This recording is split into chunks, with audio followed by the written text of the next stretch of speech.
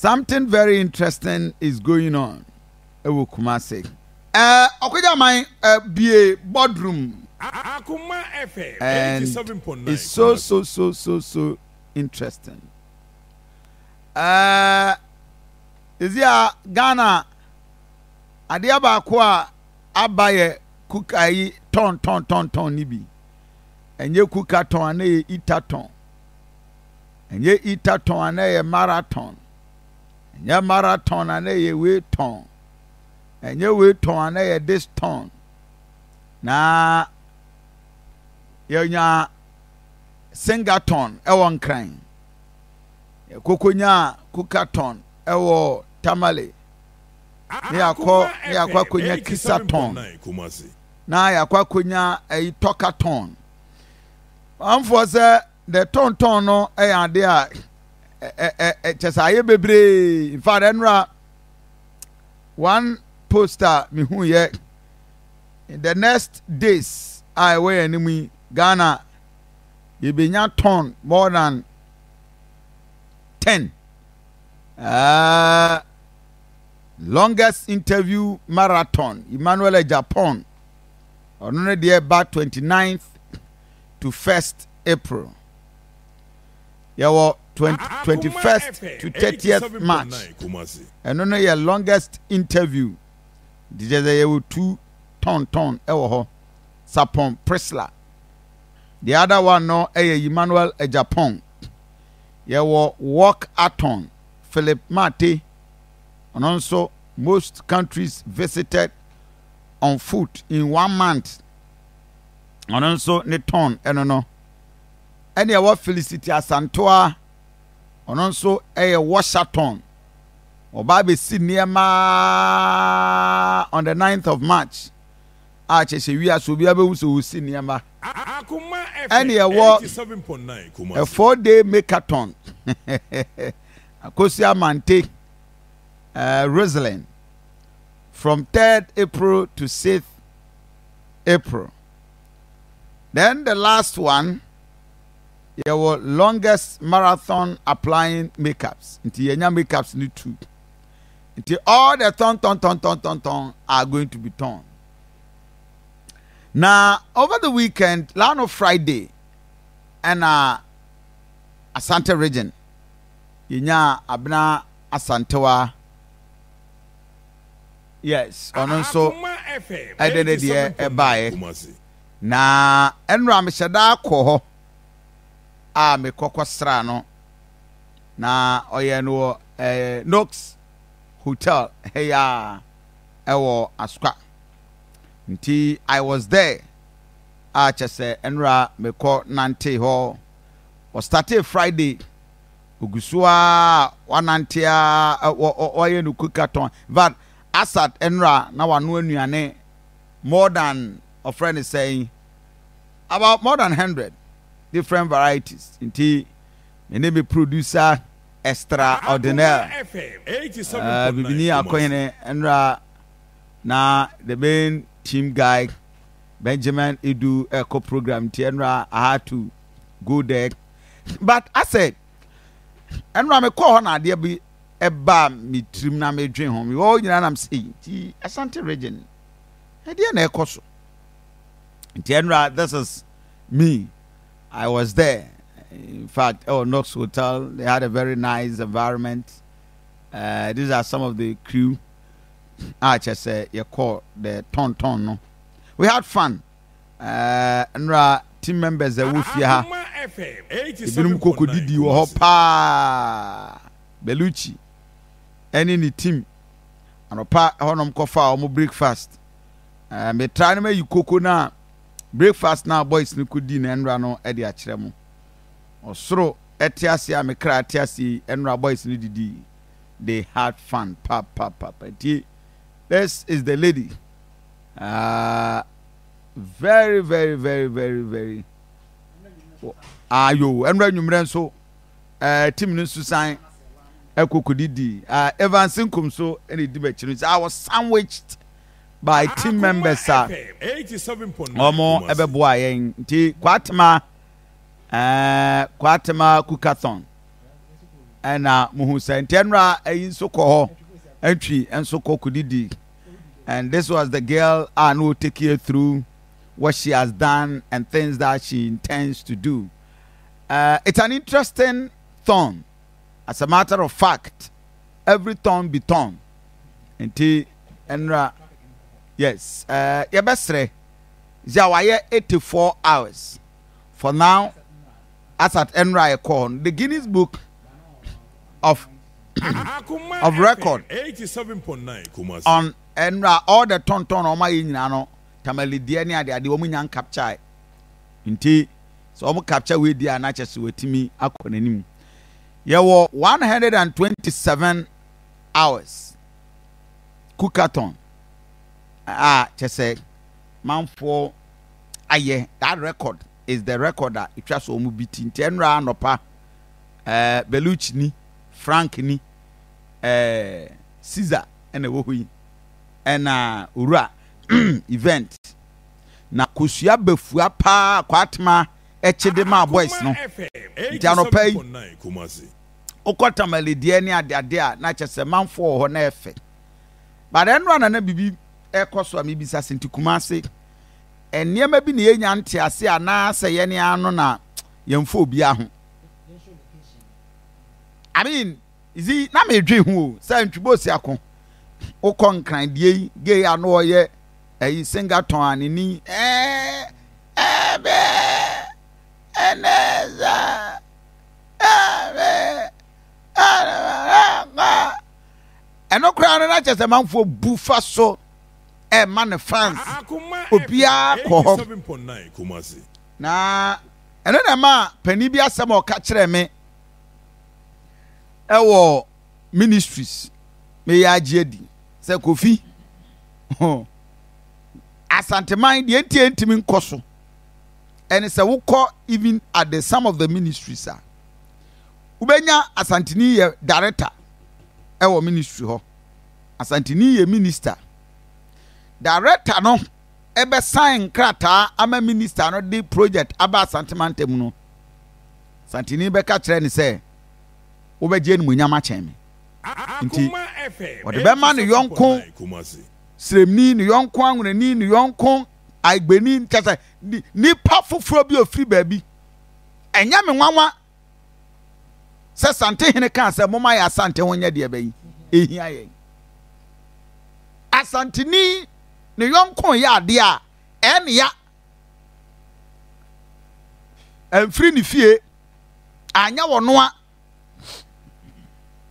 anya wanti edi kwan sam hye wanmunyam na empanimfo se wa ma wo yonko antwa ankwa osu ntwa nkonkodu 87.9 tini ya ne ya kase wa ntwa ankona ntwadu sa wo yonko wa ma na ntwa anko wo ye dan a wo ntimi ntwa nso nkonkodu ade a ekoso wo kura yi mu no moma ya no da ye wo na ne ye wa ne Asantema yo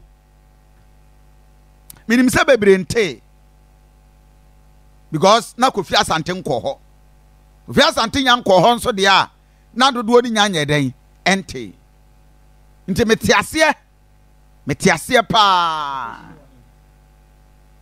Knox Hotel udu ayi askwa he ya oya bedu to oya ba bedu ayi he ya Makion Junction na no afa left we dey bisa say Knox Hotel wa koko wura ho nti abra Kwartemaa Cook-A-Thon Asantema yanso adie nie ofri santase pre ya heya nampi hwan stika beboa ba ye na minna ya maame no mo ewo dwomfo hema fo ahodo ni nyina ase oso oboma na duane eno bisa na ye den ye hwe Sante hini di ni mfie mako aduonu enum abaye timiji a ye beba na abaso aka se 87.9 afia na Sante hini edi ni mfie aduonu enum numu ena abena Kwartemaa enya Cook-A-Thon di o ma ye no me awdo ni nyina no on record Guinness Book enya capture tamale soja ni yiri die ya Ye nyan capture.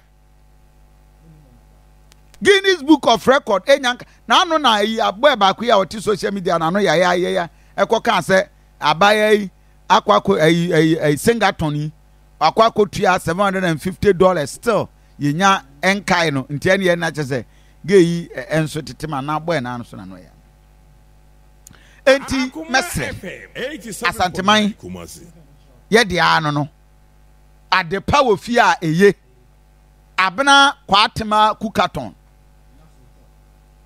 Knox Hotel ya askwa obia nkonkwachi no wo kwa akodidi awia aduane a woye no onye ma obia anadwu nyina aduane wo ho nyina no yes no ye adwuma anadwu kodidi eno ye fa wo kodidi den apisi bayire hey na kama pa so ene da bum ene ye tomatoes abomu na kama pa na kusua kakra frafra de fo ye mfo eza beluchi no ai akujama yi beluchi no ha ready boy ai ya ni so mo koma Kwartemaa fans no mo kwa akodidi hwe kosua bafu a ye twemu a koko na mpanimfo ate say mudi koko amudi ko milk ka ho ai baby boys enum yo mo de pa baby amun batifie duyi mudi koko a eni kwa so de milk ka ho oh yes yes it's me the bad me di koko na me de milk ka ho a mommy stomach yes because no nyina and the milk be cholesterol it does yeah you don't need to add milk to cocoa dino raw better you see and niam I dey nyina na yedi kunya hu na ya na yenim what you say ente enra me kokochia abran Kwartemaa ene kwa be mu a me kwa akochia no of course na mama ni mura Kofi minim se wakọ idie ene no trend no besesa minim no nipa no besesa on say Tony Best be 2-3 weeks ago interview no wo entertainment 360 and mama say say oba be ye bibisa na utie na asem na chese wa apply kra last year ansana sa lady na o tamalidia na kra no okay.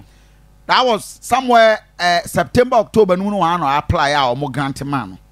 Now it lasted for 6 months. Okay, within 6 months. Within 6 months, and 1 year I expired. Just so reapply. Oh, okay.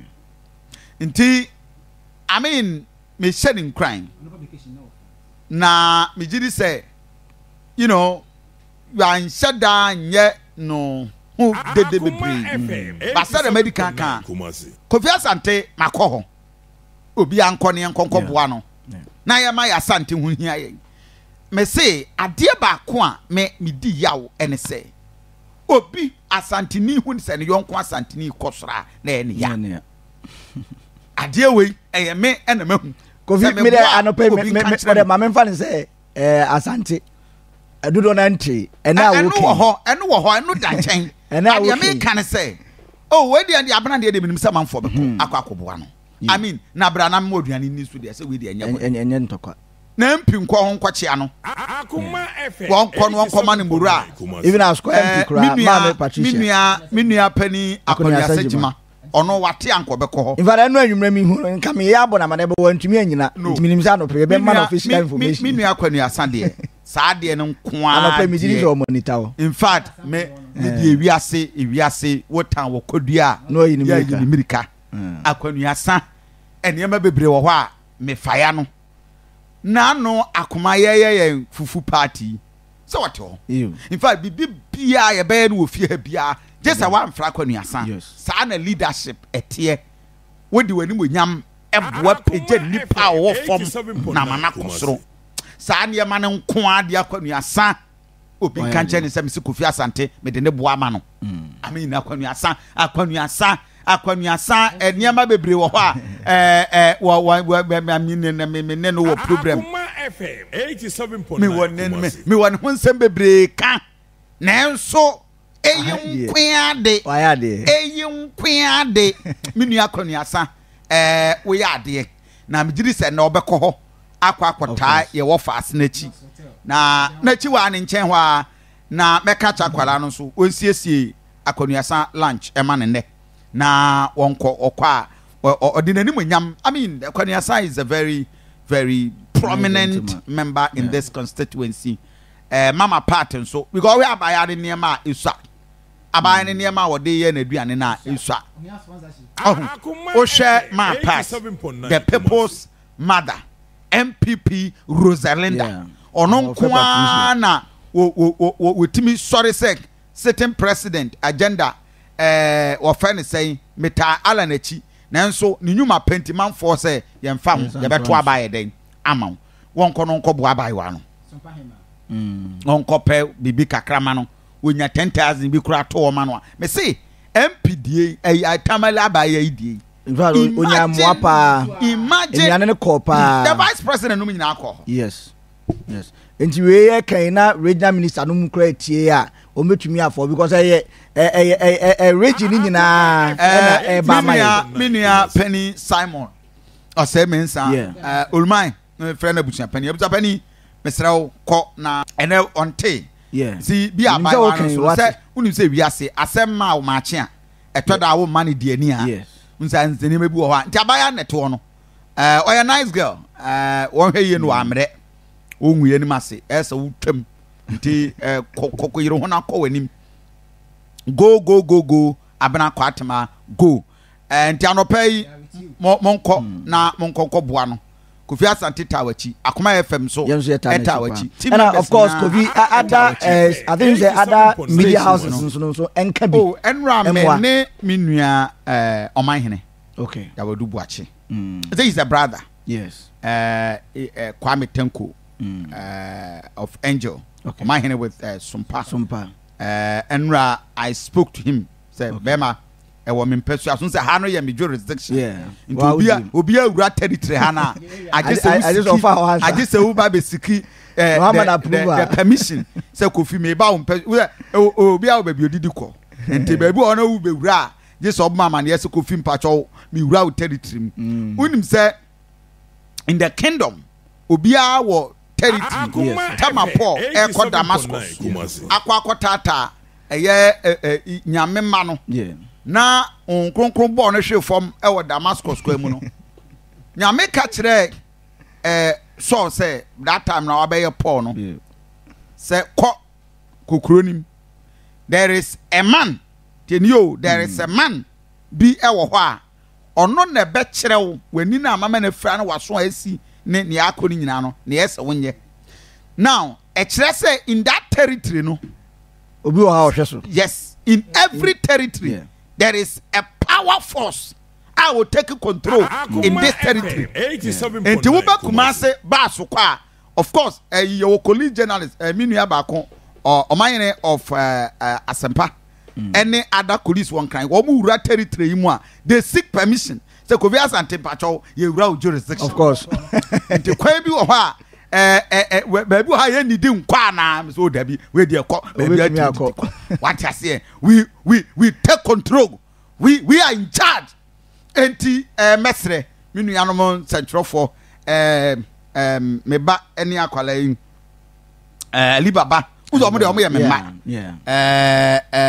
Ohirepa the morning show guy a TV what is the name Parker Wilson he is my son I mean he's my son okay. Just my son yes that is and nyakwa bro ma kwala bebre ewum libia boga they are all my son they are my children in the kingdom industry and in the industry yes omunyina no I call them samomra na munkonko support okay abaiwa no I think say she deserves better of course and me share any mu send the euphoria no and the enthusiasm amanfo ne beko ho no great ne beboa but what I want to emphasize and say Asante man 87.9 ya moye ho na ye ne anka sentimi ankrokro ye ho ne anyege ye ho so a obia ni ho betima ba be ya maye dabi hwe ye nuanom nsiremfo ade bako a I cherish them ofri baby na oba bewura krobi mu odu ya wase menua yes